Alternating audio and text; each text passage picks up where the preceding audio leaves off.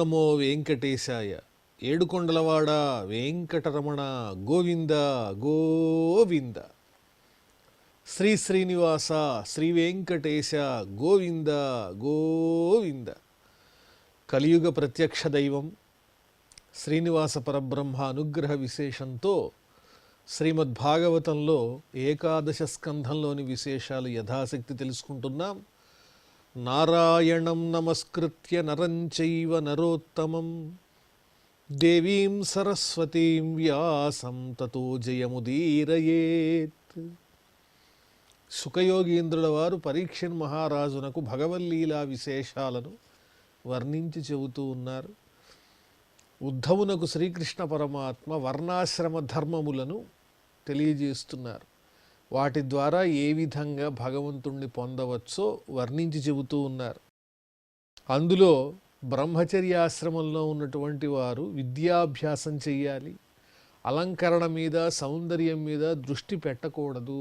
నిరంతరము విద్యపైన గురుసేవ మీద మాత్రమే దృష్టి పెట్టాలి. ఆచార్యం మాం విజానీయాత్ నావమన్యేత కర్హిచిత్ నమర్త్య బుద్ధ్యా సూయేత సర్వదేవ మయో గురుః. గురువుని మనిషిలాగా చూడకుండా సాక్షాత్తు ఈయన పరమాత్ముడు భగవంతుడనే జ్ఞానంతో చూడాలని చెబుతున్నారు. గురువుకి నాకు భేదమే ఉంది, ఆయనకున్న అవయవాలు నా దేహంలో ఉన్నటువంటి అవయవాలు రెండు ఒకలాగానే ఉన్నాయి అనేటువంటి మానవ బుద్ధితో గురువుని చూడకుండా గురువుని దైవభావంతో ఆయన్ని సేవించాలి. ఎందుకంటే గురువు యొక్క స్వరూపం నేనే అయి ఉన్నాను, సమస్త దేవతల యొక్క స్వరూపం కూడా గురువే అని కృష్ణుడు సాక్షాత్తు చెబుతున్నాడు. సాయం ప్రాతరుపానీయ భైక్ష్యం తస్మై నివేదయేత్ యచ్చాన్యదప్యనుజ్ఞాతం ఉపయుంజీత సంయతః.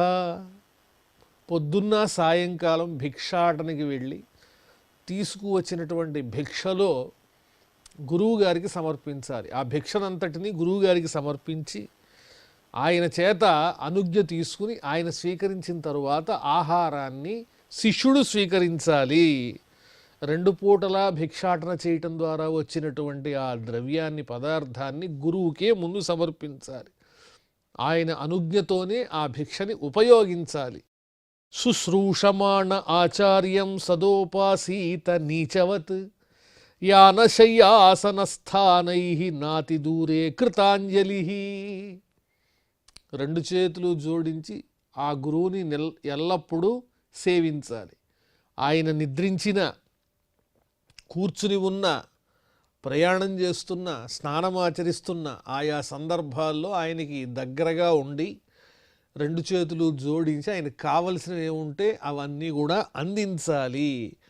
ఒక పరిచారకుని వలె గురువుని సేవించాలని చెబుతూ ఉన్నారు. సదా ఉపాసీత నీచవత్. ఒక పనివాని వలె ఆ గురువుని సేవించాలి. ఏవం వృత్తో గురుకులే వసేత్ భోగ వివర్జితః విద్యా సమాప్యతే యావత్ బిభ్రత్ వ్రతమఖండితం. ఈ విధంగా గురుకులంలో నివసిస్తూ గురువుగారి దగ్గరే ఉంటూ విద్యని అభ్యసిస్తూ భోగాల మీద ఏమాత్రము ఆశ లేకుండా విద్య పరిసమాప్తమయ్యేంత వరకు ఆ విద్య అనేటువంటి వ్రతాన్ని, గురు శుశ్రూష అనేటువంటి వ్రతాన్ని అవిచ్ఛిన్నంగా ఎడతెరిపి లేకుండా చేస్తూ ఉండాలి. అది విద్యని ఆర్జించాలనుకునేటువంటి శిష్యుని యొక్క లక్షణమై ఉండాలి.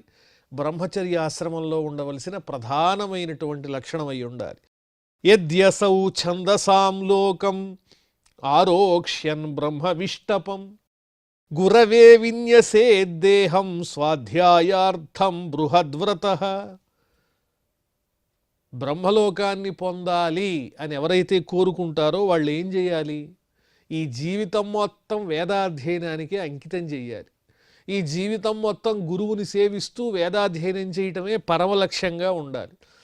ఈ దేహాన్ని గురువు యొక్క సేవకే అంకితం చేస్తూ వేదాధ్యయనాన్ని విడిచిపెట్టకుండా అదే ధ్యాసలో ఉన్నట్లయితే అప్పుడు బ్రహ్మలోక ప్రాప్తి కలుగుతుంది. గురవే విన్యసేత్ దేహం స్వాధ్యాయార్థం బృహద్వ్రత. గొప్ప వ్రతం అది. వేదాధ్యయనం చేయటమే జీవిత పరమార్థం తప్ప వేరొకటి అక్కర్లేదనుకుని గురువునే సేవిస్తూ జీవితం మొత్తం వేదాధ్యయనానికే అంకితం చేసినటువంటి వాళ్ళు బ్రహ్మలోకాన్ని పొందుతారు. ఏ లోకమైతే ఈ వేదములన్నింటికీ స్థానభూతమో ఛందసాం లోకం, ఆ లోకాన్ని చేరుతారు. అగ్నౌ గురావాత్మని చ సర్వభూతేషు మాం పరం అపృథగ్ధీరుపాసీత బ్రహ్మవర్చస్వీ అకల్మష. అగ్నియందు గురువు యందు తప్పనిసరిగా పరబ్రహ్మనే దర్శించాలి. బ్రహ్మచర్యాశ్రమంలో అగ్నిని పూజించటం అనేది ఉంటుంది కదా, ఆ అగ్ని పూజలోను గురుసేవలోను ఆ పరమాత్ముణ్ణే దర్శించాలి. ఆ సేవ ద్వారా కలిగేటువంటి బ్రహ్మవర్చస్సుతో కూడినటువంటి వాడై అందరినీ సమానంగా చూస్తూ అంతటా పరమాత్ముడు నిండి ఉన్నాడనేటువంటి భావంతో భేదరహితుడై ఉన్నట్లయితే అతడు పరమాత్మను పొందుతాడని చెబుతున్నారు. ఏమాత్రము కపట బుద్ధి ఉండకూడదు. అపృథగ్ధీహి, భేదభావం లేకుండా గురువుని సేవించాలి. స్త్రీణాం నిరీక్షణ స్పర్శ సంలాపక్షేళనాదికం ప్రాణినో మిథునీ భూతాన్ అగృహస్థో అగ్రత త్యజేత్.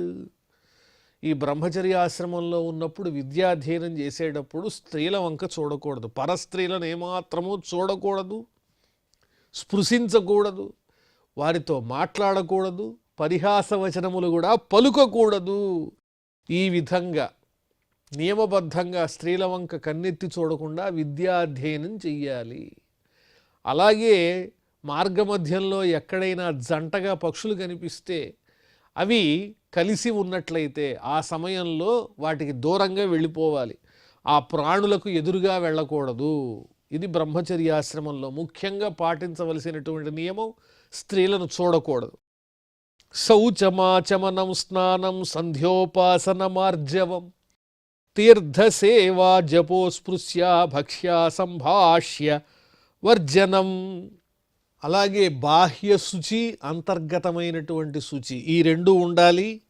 ఆచమనం చెయ్యాలి, స్నానం చెయ్యాలి, శుచిగా ఉండాలి. 2 పూటల సంధ్యను ఉపాసన చెయ్యాలి. గాయత్రీ మంత్ర జపంతో ఆ సూర్య భగవానుని చక్కగా కీర్తించాలి. కపటం లేనటువంటి రుజుస్వభావం కలిగి ఉండాలి. అలాగే పుణ్యక్షేత్ర దర్శనం చేసేటువంటి లక్షణం ఉండాలి. జపం చేస్తూ ఉండాలి. ముట్టుకోకూడని పదార్థాలని ముట్టకూడదు, తినకూడని పదార్థాలను తినకూడదు, మాట్లాడకూడని వాళ్ళతో మాట్లాడకూడదు అని చెప్పారు. అంటే బ్రహ్మచర్యం అంటే మరి విద్యాధ్యయనం చేయవలసినటువంటి సందర్భం కాబట్టి ఆ సమయంలో ఎంత నియమంగా ఉంటే విద్య అంత గొప్పగా నేర్చుకోగలుగుతారు. గురువుని దైవంగా భావించాలి. అలా చేసినప్పుడే విద్య బాగా వస్తుంది. సర్వాశ్రమ ప్రయుక్తోయం నియమః కులనందన మద్భావ సర్వభూతేషు మనోవాక్కాయ సంయమః. ఇక అన్ని ఆశ్రమాల్లో ఉన్నటువంటి వారు అంటే బ్రహ్మచర్య, గార్హస్థ్య, వానప్రస్థ, సన్యాసాశ్రమాల్లో ఉన్న ప్రతి ఒక్కరికి సాధారణంగా ఉండవలసినటువంటి ప్రధాన నియమం ఏమిటి అంటే సమస్త ప్రాణుల యందు సమబుద్ధి కలిగి ఉండాలి. సర్వాశ్రమ ప్రయుక్తో నియమః కులనందన. ఓ ఉద్ధవ, అందరికీ సంబంధించినటువంటి అన్ని ఆశ్రమాలకు సంబంధించిన ఒక నియమాన్ని చెబుతున్నాను విను. మద్భావ సర్వభూతేషు, సమస్త ప్రాణుల యందు నేనే అనేటువంటి భావంతో ఉండాలి.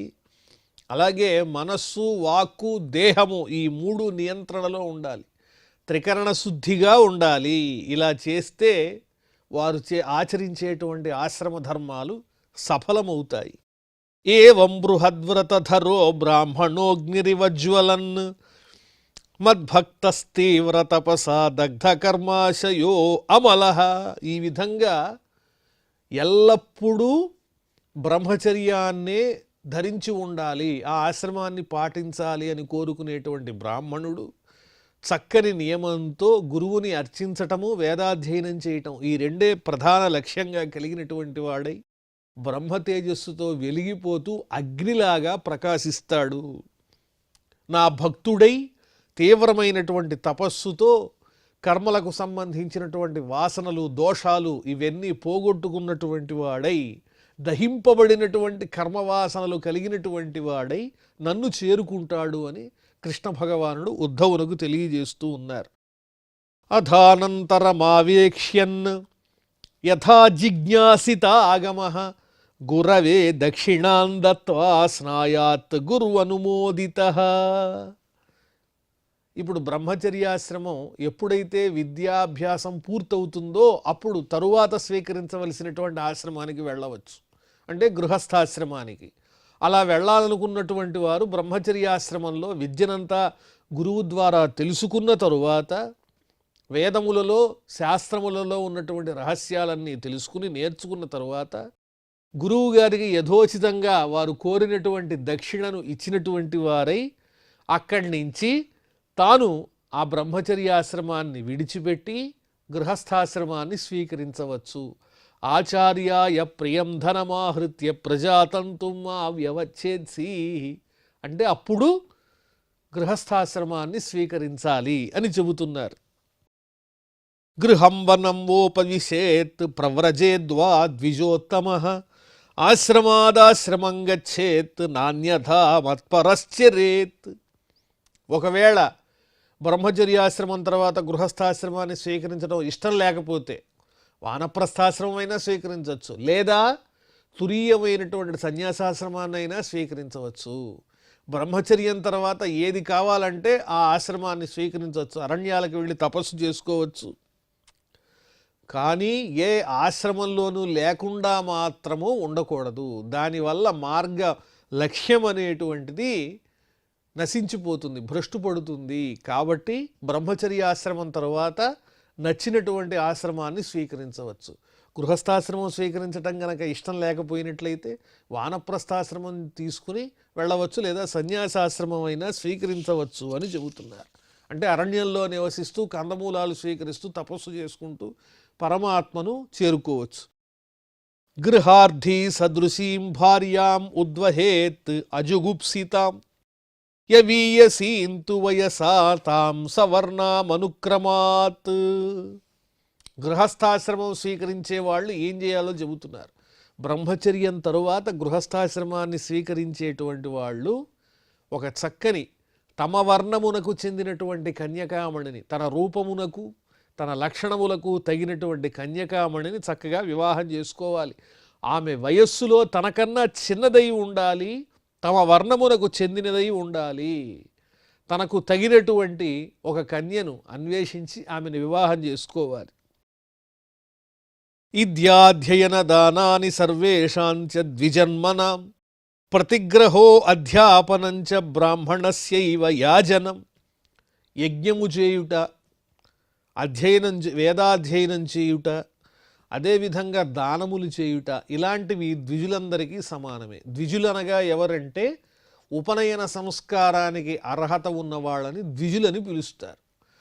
కానీ 4 వర్ణములలో ఎవరికైతే ఉపనయన సంస్కారమునకు అర్హత ఉన్నదో వాళ్ళు యజ్ఞములు చేయవచ్చు, వేదాధ్యయనం చేయవచ్చు, అలాగే ఉపనయన సంస్కారం కలిగి ఉండటం, తద్వారా వేదాలను అధ్యయనం చేయటం, దాన ధర్మాలు చేయటం, ఇవన్నీ చెయ్యొచ్చు.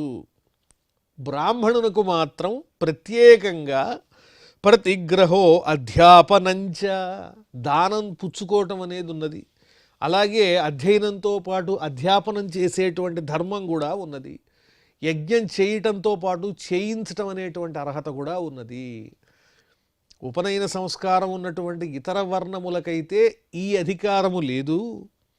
కానీ బ్రాహ్మణోత్తముడు షట్కర్మ నిరతుడని చెబుతున్నారు.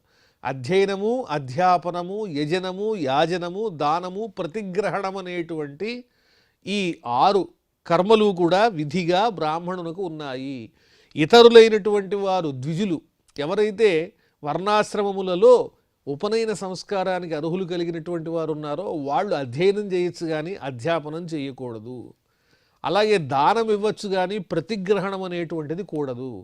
యజ్ఞము చెయ్యవచ్చు కానీ చేయించకూడదు అని చెబుతున్నారు. కానీ పురాణాల్లో అక్కడక్కడ కొన్ని చోట్ల వేరే వర్ణముల వారు, క్షత్రియులు ఇత్యాదులు కూడా అధ్యాపనం చేసినటువంటి సూచనలు ఎక్కడో ఒక చోట కనిపిస్తున్నాయి. అవి ఏవో బలీయమైనటువంటి సందర్భాలు మాత్రమే. సామాన్య ధర్మం అయితే ఇది అని కృష్ణ పరమాత్మ వర్ణించి చెబుతున్నారు. ప్రతిగ్రహం మన్యమానః తపస్తేజో యశోనుదం అన్యాభ్యామేవ జీవేత్ శిలైర్వా దోషదృక్ తయోహో.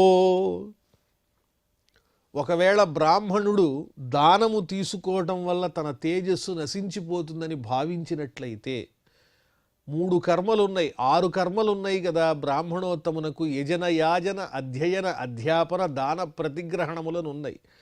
వీటిల్లో ప్రత్యేకంగా ఈ ప్రతిగ్రహణం అనేది గనక బ్రాహ్మణునకు ఇష్టం లేకపోయినట్లయితే దాన్ని విడిచిపెట్టి యజ్ఞములు చేయించుట, అలాగే వేదములను బోధించుట, ఈ 2 మార్గముల ద్వారా జీవనాన్ని గడపవచ్చు. అంటే అధ్యాపనము, యజ్ఞము చేయించటము, యాజనము, అదేవిధంగా ప్రతిగ్రహణము, ఈ 3 ప్రతిగ్రహణం గనక తన యశస్సుకి భంగ కారణము అని భావించినట్లయితే దాన్ని విడిచిపెట్టి మిగతా 2 అంటే అధ్యాపనము, యజ్ఞము చేయించటము, వీటి ద్వారా తన జీవితాన్ని నడుపుకోవచ్చు. బ్రాహ్మణస్య హి దేహోయం క్షుద్రకామాయ నేష్యతే కృచ్ఛ్రాయ తపసే చేహ ప్రేత్యానంత సుఖాయ చ. ఈ బ్రాహ్మణ సంబంధమైనటువంటి గుణములతో కర్మలతో కూడినటువంటి వారు నీచమైన పనులు చేయరాదు. అలాంటి పనులు చేసి అపకీర్తిని పొందకూడదు. తపస్సుని చేసి వేదాధ్యయనం చేసి మరణించిన తర్వాత మోక్షాన్ని పొందేటువంటి యోగ్యతను సాధించుకోవాలి. కృచ్ఛ్రాయ తపసే చేహ ప్రేత్యానంత సుఖాయ చ. తపస్సు ద్వారా దేహాన్ని కృశింపజేసి ఈ దేహాన్ని విడిచిపెట్టిన తరువాత మోక్షాన్ని పొందడానికే ప్రయత్నించాలి. నీచమైనటువంటి కార్యములు ఆచరించకూడదు అని చెబుతున్నారు. శిలోంఛవృత్యా పరితుష్ట చిత్తో ధర్మం మహాంతం విరజం జుషాణః మయ్యర్పితాత్మా గృహ ఏవ తిష్టన్ నాతి ప్రసక్త సముపైతి శాంతిం. మరి బ్రాహ్మణోత్తముడు ఏ విధంగా ఆహారాన్ని సముపార్జించుకోవాలంటే ఇందులో ఎన్నో మార్గాలు చెప్పారు. శిలోంఛవృత్యా, ఉంఛవృత్తి, పొలంలోనూ లేకపోతే మార్గంలో ఆపణాల దగ్గర దొరికినటువంటి రాలిపడినటువంటి ధాన్యము ఇత్యాదికాల్ని తీసుకుని వచ్చి ఆ దొరికినటువంటి గింజలతో జీవనాన్ని గడపటం, ఎప్పుడూ సంతోషంతో కూడినటువంటి మనస్సుతో ఉండడం, ఇవి బ్రాహ్మణ ధర్మాలు. దొరికినటువంటి ఆహారంతో తృప్తి పడడం, ఎప్పుడూ సంతోషంగా ఉండడం. అంటే ఇతరులు పొందినటువంటి ధనం కానీ వారి యొక్క గొప్ప గొప్ప భోగాలు కానీ వీళ్ళ మనస్సుని చెలింపజేయలేవు. అసలైనటువంటి భగవంతుని యొక్క మార్గమునందు వాళ్ళెప్పుడూ పండితులై ఉంటారు. కాబట్టి అయ్యో మనం మంచి వస్త్రం కట్టుకోలేదే, వారిలాగా భోగ్యమైనటువంటి రుచికరమైనటువంటి చక్కని పదార్థాలు స్వీకరించటం లేదే అని ఈ రకమైన ఆలోచన కలగదు. వారెప్పుడు చిరునవ్వుతో ఆనందంగా ఆత్మతుష్టితో ఉంటారు. ఎందువల్లంటే నిజమైన జ్ఞానం కలిగినటువంటి వారు కాబట్టి దొరికిన దాంతో తృప్తి పడేటువంటి ఆలోచన కలిగి ఉంటారు. అలాగే కల్మషం లేకుండా ధర్మాన్ని ఆచరించే వాళ్ళు అవుతారు. సంసారంలో ఉన్నప్పటికీ కూడా దాని మీద ఆసక్తి లేకుండా ఈ దేహాన్ని ధరించినందుకు ఈ దేహంతో పరమాత్మను పొందేటువంటి ప్రయత్నం చేస్తూ శాంతిని కలిగి ఉంటారు. అదే ఉత్తములైనటువంటి వారి యొక్క లక్షణము, బ్రాహ్మణోత్తముల యొక్క లక్షణం అని వర్ణిస్తున్నారు. సముద్ధరంతి ఏ విప్రం సీదంతం మత్పరాయణం తానుద్ధరిష్యే నచిరాతాపద్భ్యో నౌరివార్ణవాత్. కృష్ణ పరమాత్మ చెబుతున్నారు. దొరికిన దానితో తృప్తి పడుతూ ఎవరితోనూ వాళ్ళకన్నా నేను తక్కువగా ఉన్నాను ఇలాంటి భావాలు లేకుండా నిత్యము సంతుష్టిగా ఉంటూ తన జీవితాన్ని పరమాత్మకే అంకితం చేసి నిరాడంబరంగా తన ధర్మాన్ని పాటించేటువంటి బ్రాహ్మణోత్తములకు ఏదైనా ఆపదలు వస్తే అలాంటి లక్షణం కలిగినటువంటి గుణములు కలిగిన బ్రాహ్మణోత్తములను ఆపదల నుంచి రక్షించేవారు ఎవరైతే ఉంటారో అలాంటి వారిని నేను ఉద్ధరిస్తాను అని పరమాత్ముడు చెబుతున్నాడు. అంటే దుఃఖంలో కష్టకాలంలో ఉన్నటువంటి సద్గుణం కలిగినటువంటి బ్రాహ్మణోత్తములకు కష్టం వచ్చినప్పుడు ఎవరైతే ఆ బ్రాహ్మణోత్తములు రక్షిస్తారో అలాంటి వాళ్ళని కూడా నేను రక్షిస్తాను. సముద్రంలో ఉన్నటువంటి ఒక పడవని గాలివాన మొదలైన బీభత్సాల నుంచి రక్షించిన విధంగా నేను అటువంటి బ్రాహ్మణోత్తములు, ఉత్తములైన బ్రాహ్మణోత్తములకు సహాయం చేసి రక్షించినటువంటి వారిని నేను రక్షించి నా సన్నిధిని వారికి అనుగ్రహిస్తానని కృష్ణ పరమాత్మ చెబుతున్నారు. ఇక క్షత్రియుల గురించి వర్ణించి చెబుతూ సర్వా సముద్ధరేత్ రాజా పితేవ వ్యసనాత్ ప్రజా ఆత్మానం ఆత్మనా ధీరో యథా గజపతిర్గజాన్. ఒక ఏనుగులన్నింటికీ అధిపతి అయినటువంటి గజరాజు తన గజ సమూహాన్ని ఏ విధంగా రక్షిస్తూ వాటిల్ని ఆపదల బారిన పడకుండా కాపాడుకుంటూ తీసుకుని పోతుందో అరణ్యంలో, అదేవిధంగా రాజు కూడా గజపతి లాంటివాడు. తన మీద ఆధారపడి ఉన్నటువంటి ప్రజలందరినీ రక్షిస్తూ వాళ్ళు దుఃఖాలు పొందకుండా తన పరాక్రమంతోనూ బలంతోనూ వాళ్ళని రక్షించేటువంటి స్వభావం కలిగినటువంటి వాడై, ధీరుడై, ప్రజలను కన్నబిడ్డల్లా కాపాడేటువంటి లక్షణం కలిగినటువంటి వాడే క్షత్రియ వర్ణం అనేటువంటి గుణము కలిగినటువంటి వాడు. ఏవం విధో నరపతి విమానేనార్కవర్చస విధూయేహా శుభం కృత్స్నం ఇంద్రేణ సహ మోదతే. ఈ విధంగా ప్రజా సంరక్షణమే తన బాధ్యతగా కలిగి తన వర్ణ సంబంధమైనటువంటి బాధ్యతను నిర్వర్తించినటువంటి మహారాజు మరణించిన తరువాత సూర్య సమానమైన తేజస్సు కలిగినటువంటి విమానంతో దివ్యలోకాల్లో దేవేంద్రునితో పాటు సంచరిస్తాడు.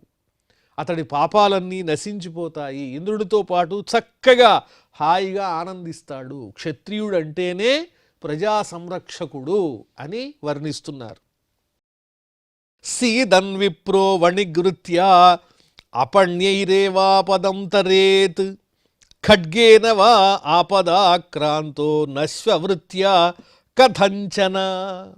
ఈ వర్ణములన్నీ కూడా దేనికోసం ఏర్పాటు చేయబడ్డాయి అంటే వారి గుణములను స్వభావములను బట్టి ఒక బాధ్యత, సమాజాన్ని నిర్మించటం కోసమే తప్ప అవన్నీ సుఖభోగాలు అనుభవించటానికి ఉపకరించేటువంటివిగా భావన చేయకూడదు. ఇది మన బాధ్యత అని చేయటం కోసమే ఈ వర్ణాశ్రమ ధర్మములనేవి ఉన్నాయి.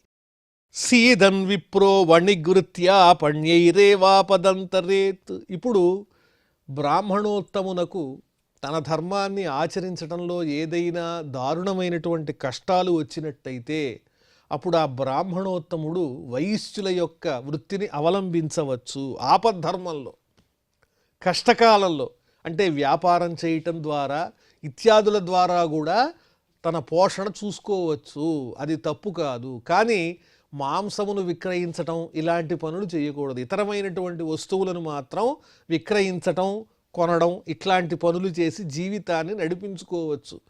తన ధర్మంలో అతిగా కష్టం వచ్చి బాధపడే సమయంలో ఆపద్ధర్మంగా బ్రాహ్మణుడు వైశ్య వృత్తిని అవలంబించవచ్చు. లేదా ఖడ్గేనవా ఆపదాక్రాంతో నశ్వవృత్యా కథంచన. లేదా కత్తిబట్టి క్షత్రియుని వలె తన వృత్తిని అవలంబించవచ్చు బ్రాహ్మణోత్తముడు. అంటే దుష్ట శిక్షణ, శిష్టరక్షణ చేసేటువంటి క్షత్రియోచితమైన ధర్మాన్ని కూడా బ్రాహ్మణుడు ఆపద్ధర్మంలో, తన ధర్మంలో కష్టం వచ్చినప్పుడు ఆ ధర్మాన్ని కూడా స్వీకరించవచ్చు. అంతేగాని నీచమైన పనులు మాత్రం చేయకూడదు, లోకకంటకమైన పనులు ఆచరించకూడదు. ఆపదని దాటడం కోసం వైశ్య వృత్తినైనా అవలంబించవచ్చు, క్షత్రియోచితమైన వృత్తినైనా అవలంబించవచ్చు అని తెలియజేస్తూ ఉన్నారు. మరి ఆ తరువాత విశేషాలన్నీ మనం మళ్ళీ తెలుసుకుందాం. ప్రస్తుతం క్షమాప్రార్థనాదులతో ఈ కార్యక్రమాన్ని పరిసమాప్తం చేసుకుందాం. అథ క్షమాప్రార్థన యదక్షరపదభ్రష్టం మాత్రాహీనంచ యద్భవేత్ తత్సర్వం క్షమ్యతాం దేవ నారాయణ నమోస్తుతే. శ్రియః కాంతాయ కళ్యాణ నిధయే నిధయేర్ధినాం శ్రీవేంకట నివాసాయ శ్రీనివాసాయ మంగళం.